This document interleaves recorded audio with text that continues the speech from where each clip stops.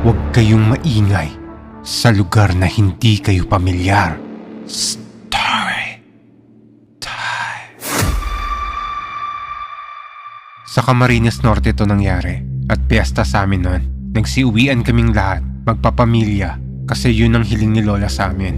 Na umuwi kami para magsama-sama kasi minsan lang daw mangyari yon. Kaya umuwi kaming lahat ng probinsya. Naging maayos naman ang biyahe namin. 2 van ang gamit namin. Yung iba naman, mga nakamotor. 10:00 ng gabi kami bumiyahe, Manila to Bicol. Wala namang masamang nangyari sa amin. Nakadating kami lahat ng maayos sa bahay ni Lola.